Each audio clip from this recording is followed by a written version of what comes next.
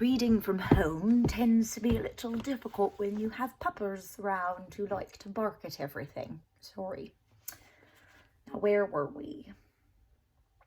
Harry suddenly realized that the tape measure, which was measuring between his nostrils, was doing this all on its own. Mr. Ollivander was flitting around the shelves, taking down the boxes. "That will do," he said, and then the tape measure crumpled up into a heap on the floor. "Right then, Mr. Potter, try this one.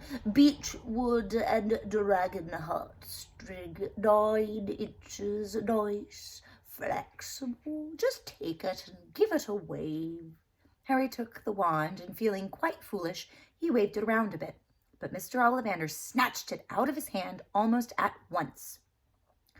"Maple and phoenix feathers, 7 inches, quite whippy. Try." Harry tried, but he hardly had to raise the wand when it, too, was then snatched right out of his hand by Mr. Ollivander. No. Here, ebony and unicorn hair, 8.5 inches, springy. Go on, try it out." Harry tried, and he had no idea what Mr. Ollivander was waiting for. The pile of tried wands was mounting higher and higher on the spindly chair, but the more wands that Mr. Ollivander pulled from the shelves, the happier he seemed to become. "Tricky customer, eh?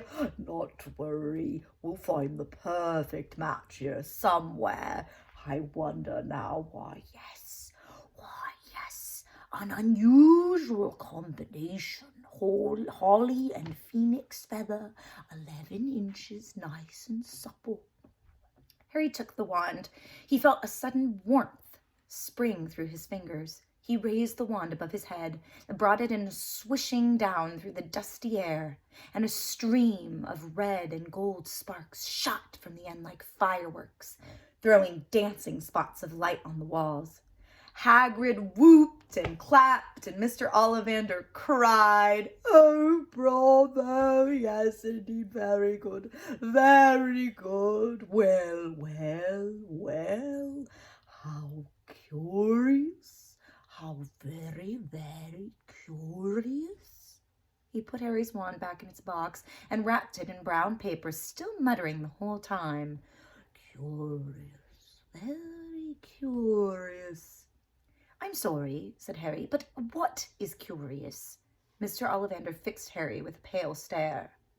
"I remember every wand I've ever sold, Mr. Potter. Every single wand, and just so happens that the phoenix whose tail feather in that wand that I gave you there gave yet another feather, only one other.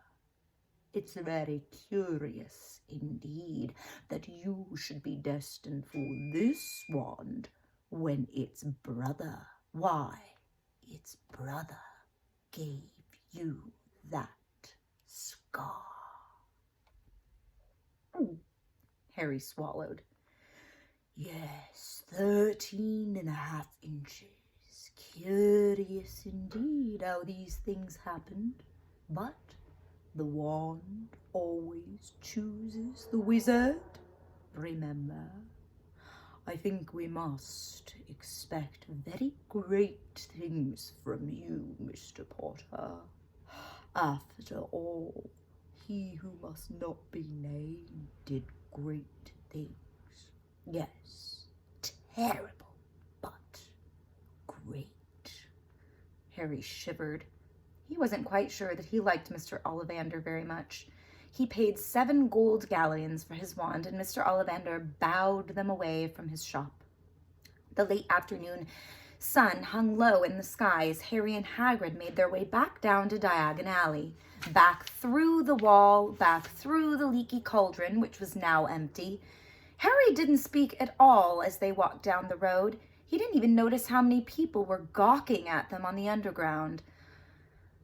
Laden as they were with all their funny-shaped packages and a snowy white owl asleep in its cage on Harry's lap. Up another escalator, out into Paddington Station. Harry only realized where they were when Hagrid tapped him on the shoulder. "Got time for a bite to eat before your train leaves," he said. He brought Harry a hamburger and they sat down on the plastic seats to eat them. But Harry just kept looking around. Everything was strange somehow. "Oh, you all right, Harry? You're very quiet," said Hagrid. Harry wasn't sure that he could explain. He had just had the best birthday of his entire life. And yet, as he chewed his hamburger, trying to find the words, "Everyone thinks I'm special," he said at last. "All those people in the Leaky Cauldron, Professor Quirrell, Mr. Ollivander, but I don't know anything about magic at all. How can they expect great things from me? I'm famous, and I can't even remember what I'm famous for. I don't know what happened when the night my parents died." Hagrid leaned across the table behind the wild beard and his eyebrows. He wore a very kind smile. "Don't you worry, Harry. You'll learn fast enough. Everyone starts in the beginning at Hogwarts. You'll just be fine. Just be yourself. I know it's hard. You've been singled out, and that's always hard, but yeah, you'll have a great time at Hogwarts. I did. I still do, as a matter of fact." Hagrid helped Harry on the train that would take him back to the Dursleys, and then he handed him an envelope. "Your ticket for Hogwarts," he said.